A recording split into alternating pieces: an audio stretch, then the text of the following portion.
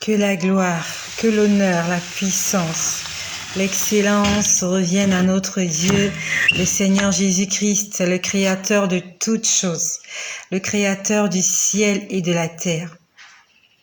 Jésus-Christ est bon. Je ne cesserai jamais de le dire. Jusqu'à mon dernier souffle, je proclamerai les grandeurs de l'Éternel. Hier, nous étions le 15 mars. Je suis montée au lit aux environs de 0 heure. Il était minuit, je crois, 35. Et je me suis mise à prier pour une sœur, une bien-aimée, qui m'a contactée depuis le Ghana. Elle a une proposition de travail et elle me demandait de prier pour elle afin de connaître la volonté de Dieu, s'il fallait qu'elle aille travailler ou alors il fallait qu'elle reste là où elle vit. Pendant que j'étais en train de prier pour cette bien-aimée, je me suis endormie. Et dans mon songe, j'étais en train de conduire une voiture énorme. Une énorme voiture 4x4, je crois à 2 portières. La voiture était énorme. J'ai jamais conduit une voiture aussi grosse que celle-là. Et toutes les voitures étaient petites devant moi. Et j'arrive quelque part à un croisement. La voiture était tellement haute que je ne voyais pas les feux de circulation. Je ne voyais pas les feux rouges, je ne les voyais pas. Et vraiment, je suis arrivée là, j'étais comme un peu perdue à cet endroit. Et à cet endroit, il y avait un policier. Et toi qui m'écoutes, si dans ton songe, tu as rêvé un policier, tu as rêvé un militaire, tu as rêvé des soldats, tu as rêvé des hommes en armes, tu as rêvé des gendarmes, c'est une attaque. C'est que tu as été attaqué spirituellement. Il faut que tu t'en souviennes. Si tu rêves une personne en tenue militaire, en tenue de combat, policier, militaire, gendarme, soldat, tout ce que tu veux, mais vraiment en uniforme de sécurité, c'est que tu as été attaqué. Même s'ils ne t'ont pas fait du mal, mais c'est une attaque. Et je profite de l'occasion pour répondre à une sœur. Une sœur, j'ai oublié son prénom, excuse-moi ma sœur. Elle vit en Europe parce qu'elle croit qu'elle m'a parlé des papiers. Elle a des problèmes de papiers. Elle m'a demandé de prier pour elle et son mari et ses enfants parce qu'ils ont des problèmes de papiers. Et elle m'a dit que ça fait pas longtemps de cela qu'elle avait rêvé, je crois qu'ils venaient de quelque part et ils ont été invités par des amis à passer la nuit chez des amis. Vraiment, j'ai oublié le prénom. J'ai oublié son prénom, j'ai oublié. Donc, dans le songe, cette sœur me dit qu'ils sont allés passer la nuit chez des amis. Et dans la nuit, ces amis-là apparemment se sont transformés. Ils ont commencé à les menacer de mort. Et après, je crois qu'il y a un groupe de personnes qui est venu défendre, empêcher qu'on puisse leur faire du mal. Et ce groupe de personnes a dit qu'il n'était pas encore temps de leur faire du mal. Ma sœur, j'aimerais te dire que c'est une attaque. C'est une attaque diabolique. C'est une attaque sorcellérique. Ça veut dire que toi, ton mari, tes enfants, vous êtes menacés de mort. Par qui? Je ne saurais te dire parce que je n'ai pas encore prié pour toi. Mais par expérience, je sais que lorsqu'on me parle des armes, qu'on me parle des attaques, des gens qui sont venus dans ta maison, que tu aies vu des voleurs, c'est une attaque. C'est une attaque. Si tu fais ce genre de rêve, où on est venu te brutaliser, on est venu te menacer avec une arme blanche ou avec une arme pistolet, mitraillette, ainsi de suite, avec une machette, que tu as rencontré un militaire, un policier, un soldat, il faut que tu saches que c'est une attaque. Et quand tu te réveilles le matin, tu dois premièrement rendre grâce au Seigneur parce que tu es toujours vivant et tu dois prendre autorité contre tous les plans du diable, contre ta maison, contre ta famille, contre tes entreprises, contre ta vie. Tu lis tous les plans de Satan, tu détruis, tu renverses et tu invoques le sang de Jésus dans ta vie. Il faut que tu t'en souviennes. Chaque fois que tu vas rêver qu'il y a des gens qui sont venus chez toi, qui t'ont menacé, qui t'ont tabassé, et ainsi de suite, c'est une attaque. Ça s'est vraiment passé comme ça la nuit. Sauf que toi, tu le vois sous forme de songe. C'est pour ça que j'ai toujours dit que c'est très important de se rappeler de ces songes. Toi qui ne rêves pas, c'est pas normal. Un être humain rêve tous les jours. Et c'est vrai qu'on ne peut pas se rappeler de tout, mais il y a quand même des petits flashs dont on doit se souvenir afin d'en faire des sujets de prière, afin de comprendre les attaques de l'ennemi, de comprendre comment le diable est en train de se manifester dans nos vies. C'est très important. Donc toi, ma soeur qui m'a contactée, qui a rêvé que vous étiez allé passer la nuit chez des amis et que vous avez que vous avez été menacé de mort, c'est une attaque. Toi, ton mari et tes enfants, vous êtes visés dans le monde des ténèbres. Ils veulent vous faire du mal. Ils veulent vous détruire. Qu'importe qui vous soyez, que ce soit le père, la mère ou les enfants. Ce qui est sûr, c'est que si on porte atteinte à une des personnes, toutes les autres seront affectées. Donc, ma soeur, il est temps que tu te lèves dans la prière. Je ne sais pas quelle est la fréquence, quel est ton mode de vie, quelle est ta communion avec le Seigneur, parce que honnêtement, je n'ai pas encore prié pour toi. Premièrement, il faut que tu te rapproches du Seigneur. Il faut que tu te rapproches vraiment du Seigneur. Et je reviendrai vers toi. Je crois que tu m'as donné tes coordonnées, je sais plus. Donc, si tu m'écoutes, ouais, je crois que tu m'as encore écrit.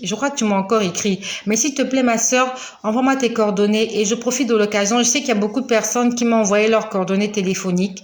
J'ai promis vous appeler. Je vais le faire. Je vais vraiment le faire. Je ne sais pas combien de temps ça va prendre. Je ne peux pas appeler tout le monde le même jour. Mais vraiment, c'est comme j'ai dit, que je traite les sujets de prière au fur et à mesure. Je me concentre vraiment sur la personne. Je prie pour la personne, j'intercède et je demande au Seigneur de me parler de la personne et de me dire quel est le programme à suivre pour que cette personne puisse se rapprocher du Seigneur. Donc voilà pour ma sœur qui m'a écrit au sujet de son songe. Donc je disais, je dors dans la nuit, je conduisais une voiture énorme et à ce croisement, il y avait un policier. Et ce policier-là me demande de me garer. Vraiment, c'était un grand parking. Je ne sais pas exactement ce qu'on faisait. C'est comme un lavage auto. Il y avait plein de choses. Et il s'approche, il me dit, Madame, est-ce que vous n'avez pas lu les panneaux? Ce qui est sûr, c'est que j'aime pas avoir affaire à la police. Vraiment, en fait, je me suis dit, s'il me demande mes papiers, je vais pas lui donner mes papiers parce que je sais que lorsqu'un policier prend vos papiers, il vous les remet plus. Il va vous donner une convocation, une contre-invention, ainsi de suite. Donc, j'ai dit, je donne pas mes papiers intérieurement. Donc, il était en train de me parler. Voilà, vous n'avez pas vu les panneaux, ainsi de suite, ainsi de suite. Et il me fait descendre, il me fait entrer comme dans un bureau. Et il se met à me dire des choses que je comprenais pas. Ça s'est passé en songe cette nuit. Et ce policier se met à me dire des choses que je comprends pas. Du genre, vous avez laissé votre carte d'identité ici, vous avez laissé... En fait, il me disait des choses que je comprenais pas. Puis après, il y a quelqu'un qui vient entrer dans la salle où nous étions. Et cette personne commence à plaider en ma faveur. C'était un mécanicien. Le mécanicien est venu embrouiller le policier. Il est venu dire au policier, voilà, laissez la dame, c'est pas de sa faute, c'est moi le mécanicien, j'ai oublié de remplacer la pièce. En fait, ça s'est passé dans mon songe. Vraiment, ils sont venus embrouiller le policier. Donc, il y a un monsieur qui est entré, il s'est présenté comme le mécanicien. Il a dit que c'est lui qui réparait ma voiture. Et que ma voiture avait un problème, il fallait qu'on me laisse partir parce que j'étais une mère d'enfant. Il y a un autre encore qui vient, il dit qu'il est mon chauffeur, il faut qu'on me libère. L'ange de l'Éternel veille sur ceux qui le craignent, afin de les arracher du danger. C'est pas un slogan, c'est une réalité. J'étais là en face du policier, je comprenais même pas ce qu'il me reprochait. Il y a un mécanicien qui vient embrouiller le policier. Il y a un autre encore qui vient embrouiller le policier pour qu'on me libère. Moi-même, je ne comprenais même pas ce que je faisais à cet endroit-là. Et le policier m'a dit, Madame, partez. Ils étaient 2. Et hier, pour ceux qui m'ont suivi, je vous ai dit qu'au début de ma conversion, quand j'ai commencé, au départ, j'entendais la voix. Et après, j'ai commencé à voir les anges. Et j'ai eu l'occasion de parler avec les anges. Ils étaient au nombre de 2. Souvent, je les voyais, ils étaient 3. Souvent même, ils étaient nombreux. Mais généralement, ceux qui étaient proches de moi, soit ils étaient 2, soit ils étaient 3. Toi qui m'écoutes actuellement, je vois qu'il y a des gens qui sont connectés. Si tu marches dans l'obéissance avec le Seigneur, ange gardien, oui ma sœur Clarisse, Dieu nous a donné à chacun de nous un ange gardien. Et chaque fois que ta communion avec Dieu est parfaite, cet ange est à tes côtés. Chaque fois. Quand tu vas dans des endroits où le Seigneur n'est pas glorifié, cet ange n'entre pas dans cet endroit. Les anges n'entrent pas dans les hôtels. Les anges n'entrent pas dans les bistrots. Les anges n'entrent pas dans les bars, dans les boîtes de nuit. Si tu es accompagné par l'ange de l'Éternel et que tu entres dans un endroit qui ne glorifie pas le nom du Seigneur, cet ange ne t'accompagne pas. C'est juste la grâce et les faveurs divines qui vont t'accompagner là où tu vas. C'est pas l'ange qui veille sur toi. La Bible dit l'ange de l'Éternel veille sur ceux qui le craignent. Quand tu crains Dieu, ça veut dire lui obéir. Quand tu obéis à Dieu, l'ange de l'Éternel, il veille. Ça veut dire qu'il est là en permanence avec toi. Et au début de ma conversion, ils étaient au nombre de 2. Je les ai vus pour la première fois le soir quand ils sont venus me demander d'enlever mon tissage. Bonjour Elena. Merci à vous d'être connectés. Merci à vous d'aimer le Seigneur Jésus et d'avoir la soif d'entendre ces choses-là. Ces choses ont changé ma vie. Ces choses ont révolutionné mon système de pensée. Ces choses ont bouleversé mon existence.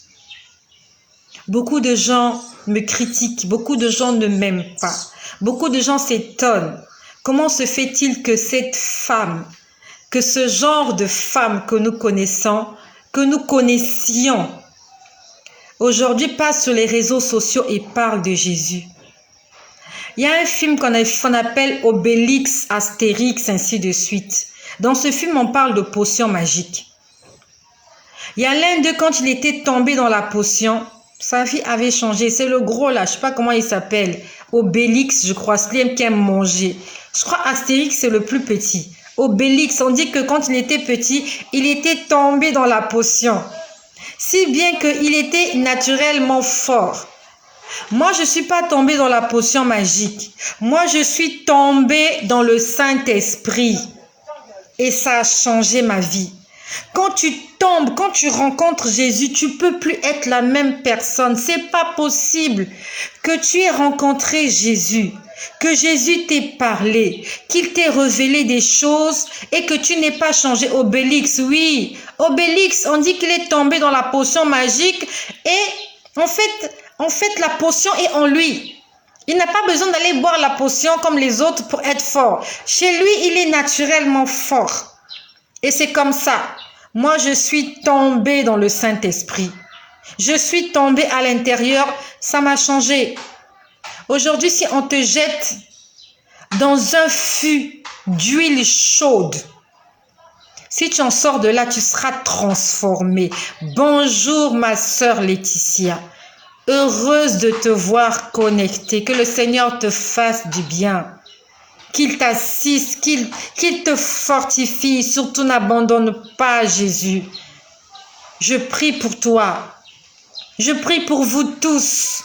Peut-être que je ne prononce pas tous vos noms parce que vous êtes nombreux. Mais je dis, Seigneur, toutes les personnes qui sont connectées, Seigneur, sois connectées aussi à eux. Seigneur, que le transfert qui se fait entre toi et moi se fasse avec toutes ces personnes. Que nous puissions tous hériter du royaume des cieux. Il y a encore quelques années de cela, je n'aurais pas pu imaginer que j'allais avoir des sœurs en Belgique. Il y a un frère qui m'a écrit de Burundi. J'ai mon frère Jérémia qui est en RDC. J'ai ma sœur Elena qui est au Gabon. J'ai Gisèle Je crois Gisèle et Chimène qui sont, je crois, il y a une qui est, je crois, au Ghana, il y a l'autre qui est au Maroc. J'ai ma sœur Charlotte qui est au Maroc. Je ne savais pas que je pouvais avoir tant de frères et de sœurs en Christ. Même si je ne vous vois pas, mais vous me voyez. Et je sais que par la grâce du Seigneur, un jour nous pourrons nous voir. Même si ce n'est pas ici sur terre. Un jour nous allons nous voir chez notre Père à la maison.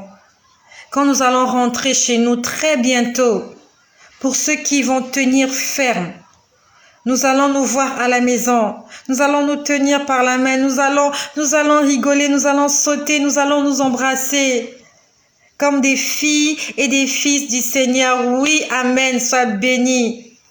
Oui, Clarisse, amen, je le reçois. Un jour, Clarisse, je te tiendrai par la main, je pourrai te voir face à face. Et je vais te dire, Clarisse, je vais te dire, Elena, je vais te dire, Laetitia, je vais te dire, on a eu raison de croire en Jésus. Nous avons eu raison de nous accrocher. Un jour, on pourra se tenir, on va sauter, on va danser comme des enfants, on va jouer comme des petites filles. Parce qu'on a fait le bon choix de choisir la vérité, de choisir le bon chemin et de marcher dans la vie. Un jour, nous pourrons jouir du bonheur que le Seigneur nous réserve. Donc, j'ai oublié, voilà, je parlais de potions magiques. Amen, ma sœur Laetitia, amen. Même si tu m'inviteras pas un jour en Belgique, je sais qu'un jour, peut-être au ciel, on va se voir, on va cohabiter ensemble, on va se dire des choses, on va faire des choses ensemble. Je sais pas si un jour je viendrai en Belgique, j'ai jamais été en Belgique, mais je sais qu'un jour, si nous restons accrochés à Jésus-Christ, un jour, toi et moi, on va se dire des choses, on va faire des choses ensemble. On va faire des choses extraordinaires ensemble. Soyons attachés à Jésus, n'abandonnons pas, quelles que soient les difficultés. Quelles que soient les difficultés. Même s'il faut mourir, mourons pour Jésus. Accepte la mort pour Jésus. Vaut mieux mourir dans la foi que de mourir sans la foi. Donc j'étais en train de dire, tout ce que j'ai vu, tout ce que j'ai entendu a changé ma vie. Ça a changé ma vie. Et aujourd'hui, si tu dis que tu as rencontré Jésus et que tu n'as pas changé, je ne sais pas qu'est-ce que je peux te dire. Je peux juste te dire que, est-ce que tu l'as réellement rencontré? Demande-lui de venir vraiment se révéler à ta personne, vraiment, au point d'impacter ta vie. Même si quand il viendra, qu'il te laisse une cicatrice là, qu'il te demande-lui de te laisser une cicatrice là, afin que quand tu verras la cicatrice, que tu te rappelles de ta rencontre avec Jésus. Tout est possible, j'y crois. Oui, ma sœur. Oui, Laetitia, moi aussi j'y crois. J'y crois. Prions que nous puissions nous retrouver là-haut, pas seulement nous-mêmes, mais avec nos enfants. Avec tous nos enfants. Prions pour tous nos enfants. Que personne ne puisse manquer le salut. Prions. Faisons de cela un sujet de prière. Ne prie pas seulement pour les choses de ce monde. Prie pour le salut des gens qui t'entourent. Le salut de tes parents. Fais de ça un sujet de prière et tiens-le à cœur. Déclare des paroles de bénédiction, déclare des paroles de salut pour ton mari, pour tes enfants, pour tes frères, pour tes sœurs, pour ton père, pour ta mère, pour toi-même aussi. Donc je disais, Jésus-Christ change des vies. Et Jésus-Christ m'a changé. Je suis tombée dans le Saint-Esprit et ça a changé mon entendement. Donc je disais, dans le songe, 2 personnes sont venues plaider pour moi. 2. C'était les anges du Seigneur. J'étais en train de subir une attaque, mais comme j'étais dans le sommeil, je ne le voyais sous forme de songe, de rêve. C'est pour ça que j'ai toujours dit, c'est important de rêver, c'est très important. Il faut que tu rêves. Un être humain vivant rêve. Ceux qui ne rêvent pas, ce sont les morts. Un mort ne rêve pas. Mais si tu es vivant, tu dois rêver. Et si tu ne rêves pas, ça veut dire que tu as un sérieux problème de spiritualité. Tu as un sérieux problème spirituel et il faut que tu demandes au Seigneur de te délivrer. Parce que tu dois rêver. Même si tu te rappelles pas toujours. Mais c'est pas normal que tu aies un vide quand tu te réveilles. Donc, le Seigneur a envoyé 2 anges me sortir de cette situation où j'étais avec ce policier-là. Je ne sais pas trop qu'est-ce qu'il me voulait. Je ne sais pas qu'est-ce que j'avais fait de mauvais. Donc, ils m'ont libérée. Je suis sortie, je suis partie. Vraiment, j'ai eu une nuit assez agitée. Je n'ai pas bien dormi. Je me réveillais, je dormais, je me réveillais, je dormais, je me réveillais, je dormais. Et mon téléphone, en fait, je l'ai réglé. Il sonne tous les matins à 4 heures. Donc, quand il a sonné à 4 heures, je l'ai coupé. Il a encore sonné et encore et encore. Je crois qu'autour de 5 heures, il avait sonné parce qu'il fallait que je me réveille à 6h30 pour faire quelque chose. Donc, à 6 heures, je crois qu'il était 5 heures. Donc, à 5 heures, mon téléphone sonne. Je me suis levée. Je suis allée éteindre les lumières au balcon parce que je me suis dit la lumière au balcon m'embrouille souvent. Parce que souvent, il va faire jour. Quand je vois la lumière au balcon, je vais encore me dire qu'il fait nuit. Donc, je me suis dit, j'éteins la lumière au balcon afin que lorsqu'il fera jour, que je puisse vraiment voir la lumière du jour. Donc, je me lève. Je vais éteindre la lumière du balcon. Quand j'éteins, de là où je suis, en fait, je suis devant une fenêtre. Je suis dans ma chambre. En face, là où je suis, là, il y a une fenêtre en face de moi. Et aussi, sur ma droite, il y a une fenêtre. Et de l'autre côté, c'est la porte du balcon. Donc, mon lit est de ce côté. Donc, quand je me réveille, je viens éteindre la lumière. Vous voyez, l'interrupteur est juste là, pour ceux qui voient. Là où il y a, voilà, ici, il y a l'interrupteur. Bon, ça, c'est la télé, ne regardez pas la télé. L'interrupteur est ici. Donc, ce matin, aux environs de 5 heures, je viens éteindre l'interrupteur ici. Il y a 3 interrupteurs. Je crois que vous pouvez voir, je pousse un peu. Voilà, il y en a 3. Il y en a 3. Donc, je suis venue éteindre l'interrupteur du milieu. Quand j'éteins l'interrupteur du milieu, je jette un coup d'œil par la fenêtre. Oh là là! Oh là là! J'ai vu un énorme mur. Un grand mur. Ce mur n'entourait pas que ma parcelle. Je peux dire que le mur entourait tout le quartier. C'était un mur. De toute ma vie, j'ai jamais vu un mur de ce genre. Dans la Bible, on nous parle du mur de Jéricho. Je ne sais pas à quoi ressemblait le mur de Jéricho, mais on dit que c'était une construction costaude. Le mur que j'ai vu, il était énorme. Et je pouvais voir que le mur entourait tout le quartier. Mur. Il y avait un mur. J'ai essayé de faire le dessin du mur. Parce que ce mur n'était pas un mur plat comme ça. Quand je dis plat, on va dire, comment je peux dire? Je vous montre le dessin. Donc, en haut du mur, c'était comme ça. Il y avait ça. Je ne sais pas comment on appelle ce genre de construction. C'était comme ça. Il était énorme. Et les rangs là, en fait, on va dire que il y avait des ouvertures en forme de cercle comme ça. Il y avait des ouvertures.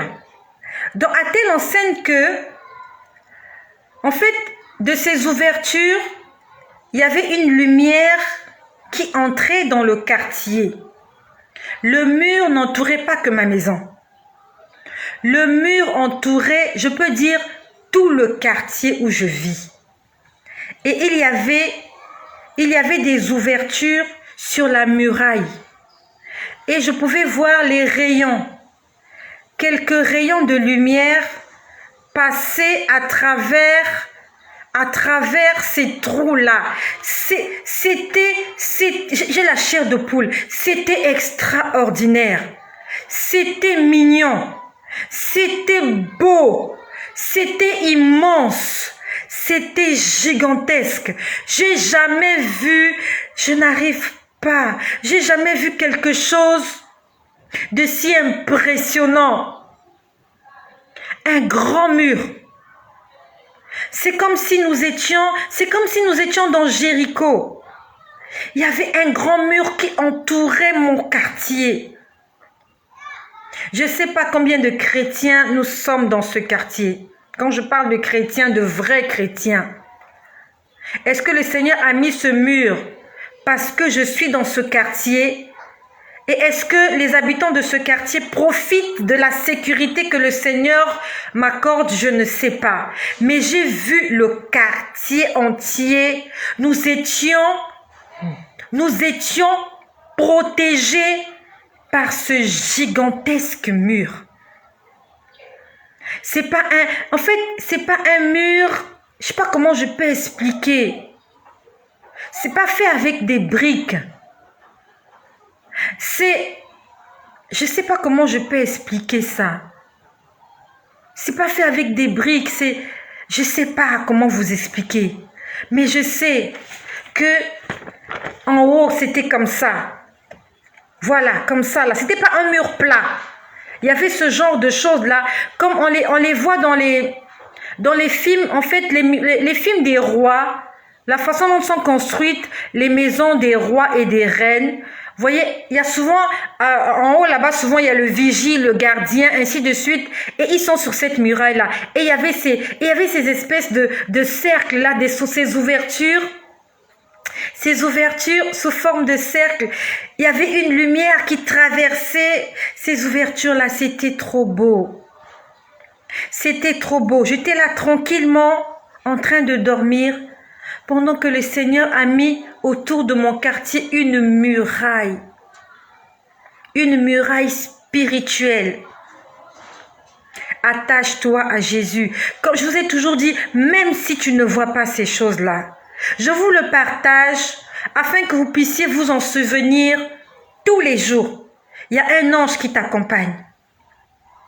Il y a peut-être une muraille autour de toi, autour de ta maison, autour de ton quartier. Dieu veille sur toi.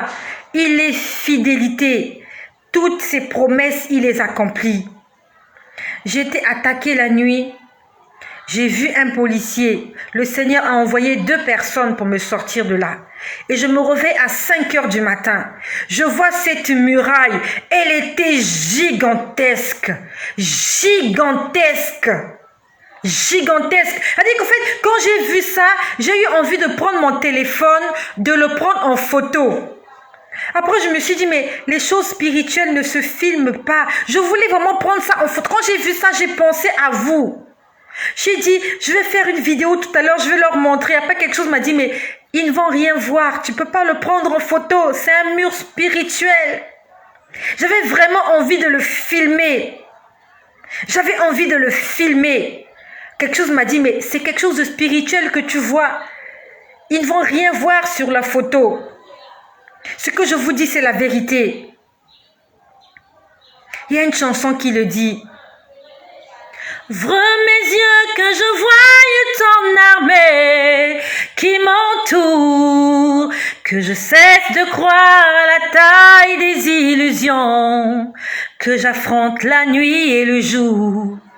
Demande au Seigneur, ouvre mes yeux, que je voie ton armée qui m'entoure, que je cesse de croire à la taille des illusions. Ce sont des illusions. Le diable a fait, les sorciers ont fait, c'est n'importe quoi. Nous avons une muraille autour de nous qui nous protège. Tu es plus grand que tout ce qu'on dit de toi, tellement grand que tout ce que l'on dit ici-bas. Tu es plus grand que les mots du dictionnaire, tellement grand que tout ce que tu fais est à ta taille. Dieu est grand. Satan ne te donnera jamais un ange pour te protéger. Et même quand il va te promettre la protection, un jour il viendra t'égorger dans ton sommeil. Il viendra tuer tes enfants.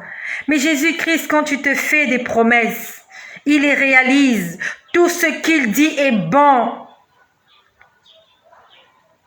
J'ai envie de m'en aller d'ici. Sur terre, il n'y a rien de bon. Il n'y a rien de bon sur terre. Il n'y a rien de beau. Il n'y a rien de grand. Il n'y a rien ici. J'ai envie de m'en aller. Je suis fatiguée de rester ici. faut supporter la chaleur, le stress, faut se réveiller le matin, aller travailler, faut faire des choses. Au ciel, les gens sont tranquilles, ils se reposent. J'aimerais aller au ciel. Je sais pas, Aldine Kingston, Marcel de Leslie, la Rosette Fatou, Bobette Romaric, Elena Clarisse. Est-ce que vous aimeriez rester ici? Qu'est-ce que vous trouvez de bon ici? Il n'y a rien de bon ici. Ici, les hommes, les femmes nous stressent. Il n'y a rien de bon sur terre. Il n'y a rien de bon. Quand j'ai vu cette muraille, je sais pas.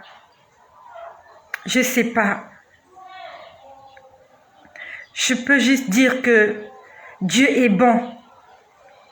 S'il y a quelqu'un en qui on peut faire confiance, s'il y a quelqu'un pour qui on peut mourir, s'il y a quelqu'un qui mérite que tu meurs pour lui, c'est Dieu.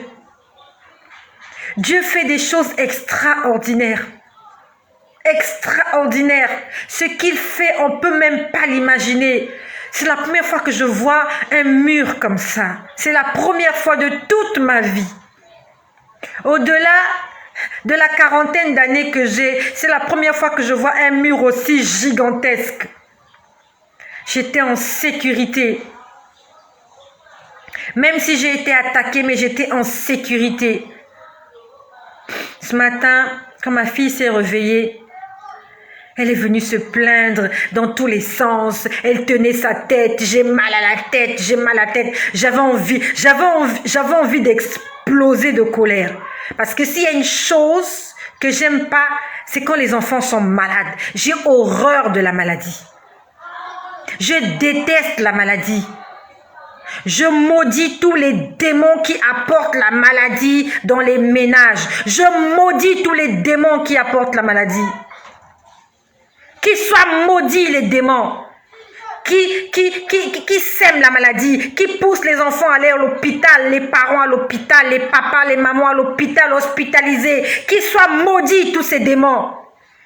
Ma fille m'a dit qu'elle avait mal à la tête, elle était en train de se plaindre. J'étais énervée. Parce que j'ai horreur que le diable vienne comme ça chez moi et qu'il vienne déposer de la bêtise. J'en ai marre, je suis fatiguée. Elle se plaignait. Au fond de mon cœur, j'étais en colère. Pas contre l'enfant. J'étais en colère contre les esprits impurs. Au fond de moi, j'ai commencé à prier. Elle était là allongée sur le sofa et se plaignait. J'ai la tête lourde. J'ai commencé à prier. J'ai commencé à dire, je vous maudis. Tous les démons de la maladie, je vous maudis. Il faut les maudire. Ils méritent d'être maudits. Parce qu'ils viennent s'aimer le trouble dans nos vies. Tu te réveilles un matin, tout va bien, l'enfant est malade. Toi-même, tu es malade. Il faut aller à l'hôpital. Il faut faire ceci. Tu as tout un programme qui va être bouleversé juste à cause d'une petite fièvre. À cause des démons. Ne traite pas avec les démons. Ne fais pas plaisir aux démons. Ne fais pas plaisir au diable. C'est celui-là qui rend tes enfants malades. C'est celui-là qui t'empêche de faire des économies. C'est le diable. C'est celui-là qui met de l'amertume dans ta vie. C'est le diable. N'écoute pas la musique mondaine. C'est l'esprit de la musique mondaine qui apporte le malheur dans ta famille. C'est lui qui te donne le cancer que tu as là. La musique mondaine. La maladie que tu as là, c'est le diable qui te l'a apporté, c'est pas Dieu. Si tu veux que la maladie quitte ton corps, tu dois te rapprocher de Dieu. Ne deviens pas l'ami des démons, des sorciers, des occultistes. J'étais en colère ce matin. J'étais en train de faire le ménage. Elle était là, ma tête. J'étais en train de maudire tous les démons de la terre. Je leur disais, je vous maudis tous. Tous, je vous maudis. Nous sommes bien allés au lit, tranquilles. Et la nuit, vous venez m'attaquer. Je ne vous ai rien fait. Si ce n'est que d'aller sur les réseaux sociaux évangéliser. Qu'est-ce qu'ils ont contre l'évangélisation? Qu'est-ce qu'ils ont contre ce que je fais? C'est parce que ce que je fais produit du fruit. C'est parce que ce que je fais est en train de s'aimer le trouble dans le camp de l'ennemi. Parce que ce que je fais est en train de dépeupler le camp de Satan. Il y a des gens qui sont en train de prendre conscience que c'est la fin des temps, qu'il faut se repentir, qu'il faut nettoyer, qu'il faut arranger. Et le diable ne veut pas ça. Il ne veut pas que nous soyons des disciples. C'est pour ça qu'il vient m'attaquer. Et comme il ne peut pas m'attaquer, il passe par les enfants. Et il croit qu'il va me troubler. Moi qui ai vu la muraille, il croit qu'il peut me troubler. Toi qui es maman, qui m'écoute, si l'enfant est malade, ne panique pas. Commence à gueuler sur l'esprit mauvais. Ne cours pas d'abord à l'hôpital. Ne va pas d'abord à l'hôpital. Commence d'abord à engueuler l'esprit là. Tu envoies le feu sur lui. Tu envoies de l'eau. Tu envoies les flèches. Tu envoies tout ce que tu peux envoyer. L'huile chaude. Tout ce que tu peux envoyer qui peut le détruire. Envoie-lui d'abord ça. Et après, attends la réaction. Donc, l'enfant était là. J'ai dit, en fait, pour ne pas entrer dans son jeu, je lui ai dit, oh, mais t'es pas malade, t'es sûr que t'as faim. Au fond de moi, j'étais en train de prier. Mais je ne voulais pas entrer dans le jeu de l'enfant. Quand l'enfant est malade, ne le prends pas au sentiment du genre, t'es malade, viens, je te mets au dos. Non, traite-le comme une personne normale. Ne le mets pas au dos pour qu'il se dise, je suis malade, maman m'a mis au dos. J'ai dit, lève-toi, t'es pas malade. J'ai dit, à rien. J'ai dit, ici, dans cette maison, on ne tombe pas malade ici. On ne peut pas tomber malade ici. Ici, il y a le Saint-Esprit. Dieu vient dans ma maison. Comment les gens peuvent tomber malades? J'ai dit non. J'ai dit, je lui ai dit, tu as pas mal à la tête, tu es juste fatigué, tu as trop dormi. Non, ma tête est lourde. Elle parlait, j'ai dit, oh, il n'y a rien. J'ai dit, il n'y a rien. Allez, viens ici. Je l'ai appelée. J'ai prié. Je l'ai touchée, elle faisait de la fièvre. Et elle est en train de faire des compositions. Et ça arrive toujours quand elle fait la composition. Pour qu'elle n'aille pas composer. Satan est un menteur. Elle se torpillait, elle se tordait. Je l'ai prise, je l'ai mise, elle était sur le lit. J'ai dit, je vais prier pour toi. J'ai d'abord maudit tous ces démons-là. Je les ai maudits. Je leur ai envoyé tous le feu. Je les ai tous chassés. Je leur ai dit que je n'irai pas à l'hôpital. S'ils m'attendent à l'hôpital, ils ont menti. Je vais rester à la maison, je n'irai pas à l'hôpital. Je leur ai dit, vous allez sortir. Parce que c'est pas possible que vous puissiez rester là. C'est pas possible que j'ai vu la muraille et que vous, le matin, vous venez m'embrouiller. C'est pas possible. Le Dieu que je prie, il n'est pas menteur. Il ne peut pas venir me protéger et après laisser mes enfants être atteints de fièvre. Elle chauffait, elle brûlait. Je l'ai tenue au pied, j'ai prié pour elle. J'ai prié. Je lui ai dit, tu fais les compositions, ce midi, tu vas aller à l'école. Fièvre ou pas fièvre, tu vas aller me faire ces compositions-là. Et comme chez les enfants, c'est psychologique, je lui ai donné un médicament. Juste pour qu'elle voie que maman m'a donné un médicament. Et pendant que je vous parle, elle est partie à l'école. Elle est partie. Satan est un menteur. Toi qui es maman à la maison, si les enfants sont malades, ne panique pas. Ne prends pas le téléphone, tu te mets à appeler tout le monde. Non. C'est un petit problème. La dernière fois, je vous ai montré. Je vous ai montré à quoi ressemble la maladie. C'est un petit truc comme ça. Il est tout petit. Il est minuscule. Tu peux l'écraser. Il a la forme d'une goutte de sang. Vous voyez, dans la presse, même quand on dessine une goutte de sang, vous voyez, ça a la forme un peu d'un cœur comme ça. C'est ça la forme de l'esprit de maladie. Et ils sont tout petits et ils ont des yeux. Ils sont tout petits. Ils sont même plus petits que ton doigt. Donc n'aie pas peur de la maladie. La maladie, c'est rien. C'est juste un esprit qui vient te grimacer. Si tu le chasses, c'est comme la poussière. Il vient se poser sur toi, l'habit devient sale. Il faut juste faire comme ça. Il faut juste faire comme ça. Tu n'as pas besoin d'aller crier. Tu n'as pas besoin de te prendre en selfie et de poster ça, de publier. Non. Tu te sens mal. Tu poses la main là où tu as mal. Tu fais des déclarations. Tu dis, toi là, tu as menti. Tu as menti. Tu vas sortir de là. Je te demande de sortir de là. Tu gueules sur lui. De la façon dont tu peux gueuler sur quelqu'un, sur la femme, quand tu attrapes ton mari en flagrant délit là, avec une autre femme, ta rivale là, la façon dont tu vas gueuler sur elle, c'est comme ça que tu faut gueuler les démons. Tu les engueules comme ça. Tu cries sur eux. Hé, sortez! Sortez! Tu cries sur eux. Ils emmerdent les gens. Ils dérangent les mamans. Tu dors pas la nuit. Tu dors à l'hôpital. Tu fais plus des économies. L'enfant fait des crises. Aujourd'hui, c'est ceci. Demain, c'est cela. Tu sais même plus comment vivre. Commence à prendre autorité. L'enfant est malade. Fais de ça un jeu. Moi, j'ai compris le jeu. Je vous ai dit depuis décembre 2019, j'ai ma petite fille là. Elle n'est plus malade. C'est fini. C'est fini, j'avais posé ma main sur sa poitrine ce soir-là. J'ai crié sur le démon là. Il est parti, il n'est plus jamais revenu. Fais l'expérience. Ça marche. Je te dis que ça marche. Tu n'iras plus à la pharmacie. Tu n'iras plus à l'hôpital. 2020, je ne suis pas allée à l'hôpital. 2021, je n'irai pas à l'hôpital. Et je le déclare. Quand l'enfant est malade, maman, tiens-le là où il a mal. Tu cries, tu gueules, tu cries, tu gueules, tu cries, tu gueules jusqu'à te fatiguer. Quand tu es fatigué, là, tu arrêtes de parler. Le démon, là, il a compris que tu as parlé. Laisse, il va partir. Ne t'inquiète pas. Même si 1 heure plus tard, tu reviens, l'enfant chauffe encore. En fait, ne doute pas. Faut pas douter. Le Dieu que nous prions, là, il est réel. Faut pas douter. Jésus-Christ est bon.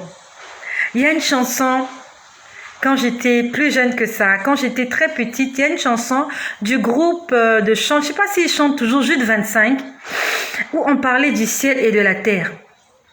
On disait, sur terre on est heureux, mais au ciel c'est bien mieux. Et si on me demandait de choisir entre les deux, je m'en irais. Je m'en irais à la maison. Si on te demande de choisir entre le ciel et la terre, quel est l'endroit que tu vas choisir? Est-ce que tu aimerais rester ici, avec les coupures de courant, avec les coupures d'eau, avec la fraîcheur, avec la chaleur, avec les embouteillages, avec la maladie, avec le stress, avec le manque d'argent, avec tout ce que tu connais? Ou bien tu aimerais aller là-haut? Quand j'essaye d'imaginer ce qu'il m'a préparé, oui, il a promis que bientôt il viendra me chercher pour m'emmener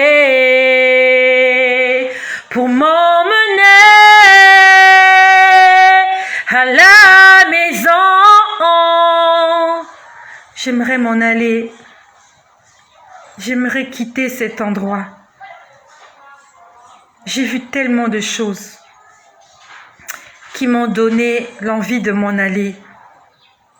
Je vois tellement de choses qui m'ont donné le dégoût de ce monde. Je suis dégoûtée. Je suis dégoûtée de rester ici. Je suis dégoûtée. Mais ma mission n'est pas encore finie. J'ai encore une mission sur cette terre. Et le Seigneur veut que je puisse la terminer avant de quitter cette terre. S'il y avait un choix à faire, je préférerais m'en aller. C'est trop beau ce que je vois. Le ciel est trop beau. Les couleurs sont parfaites. Les gens sont tranquilles. Ils n'ont plus de soucis. Au ciel, on ne fait pas la cuisine, on n'a pas besoin de laver les assiettes, il n'y a pas besoin de faire la vaisselle. On fait rien du tout. On est juste là, on chante. Et mon âme te loue. Et mon âme t'adore. Et mon âme te loue. Car nul n'est comme toi. Jésus-Christ, il mérite la louange. Il mérite que tu puisses le chanter toute la journée. La nuit, quand tu dors, il veille sur toi, il veille sur tes enfants. Ils ont essayé de m'attaquer, ils m'ont pas eu, ils ont eu mes enfants. Mais je me suis levée le matin, j'ai parlé au nom de Jésus. Combien de parents se sont réveillés le matin? Ils avaient été visités. L'enfant avait la fièvre, ils n'ont pas eu le discernement. Ils ont couru à l'hôpital. À l'hôpital, on a mis la mauvaise injection et l'enfant est mort. Parce qu'il a manqué le discernement. Parents, demande le discernement au Seigneur. Tu te réveilles le matin avant de faire quoi que ce soit. Dis d'abord merci au Seigneur parce que si tu t'es réveillé, c'est parce qu'il a combattu pour toi. Même si tes enfants ont été attaqués, toi déjà tu es debout. Si toi maman tu es debout, tu peux te battre pour les enfants. Même si les enfants ont été attaqués, toi tu es debout, tu as toutes tes facultés, tu peux te battre pour les enfants. Ne panique pas. C'est pas la peine d'aller courir ouvrir la boîte à pharmacie. C'est l'esprit impur qui te pousse à faire ça. Tu te prends l'enfant dans tes bras. Tu présentes l'enfant au Seigneur. Tu dis, Seigneur, c'est toi qui me l'as donné. On ne s'était pas entendu que tu me le prennes maintenant. Tu m'avais jamais dit que tu allais le prendre comme ça. Tu vas combattre pour nous. Tu as combattu pour nous dans la nuit. Tu vas combattre pour nous aussi la journée. Ne cours pas à l'hôpital. À l'hôpital, il y a des esprits mauvais. Tu vas à l'hôpital, tu as juste un bouton. On te fait hospitaliser, on te crée des maladies qui n'existent pas pour un petit acné que tu as. Tu avais juste un petit bouton. Tu l'as cassé quand tu as fait une plaie. Tu es allé à l'hôpital pour un pansement. Il y a beaucoup de personnes comme ça. Pour un rien du tout, il est allé à l'hôpital et il n'en est jamais ressorti. Jamais. Parce qu'il lui a manqué le discernement. Tu te réveilles le matin, tu rends grâce au Seigneur. Il y a un enfant qui est malade, tu le prends dans tes bras, tu maudis ce démon-là. Tu lui envoies tout ce que tu peux lui envoyer pour qu'il puisse s'en aller. Et après tu verras. Laisse le Seigneur agir. Vis pour Jésus. Mange pour Jésus, chante pour Jésus, regarde pour Jésus, écoute pour Jésus, respire pour Jésus, marche, fais des choses pour la gloire de Jésus parce qu'il le mérite. Il y a encore quelques années de cela, j'aurais couru à l'hôpital et ils auraient gâché ma vie, ils auraient gâché ma journée. J'allais passer à l'hôpital aux urgences, ils allaient m'envoyer en haut chez le médecin. Après, j'allais descendre faire les examens. J'allais attendre les examens jusqu'à 1h de l'après-midi. J'allais partir à l'hôpital, acheter les médicaments. Ils allaient gâter ma journée. Aujourd'hui, je ne vais plus à l'hôpital. J'ai compris leur petite tactique là, j'ai compris. Ce sont des menteurs. Ce sont des menteurs. Satan est un menteur. Le diable, les sorciers, les occultistes, les magiciens, les francs-maçons, les rosicruciens, les je ne sais qui, les dada, les didi, ce sont tous des menteurs. Le seul qui dit la vérité, c'est Jésus-Christ. C'est lui-là qui mérite la louange, l'adoration, la puissance et l'excellence aujourd'hui et à jamais. Au nom puissant de Jésus.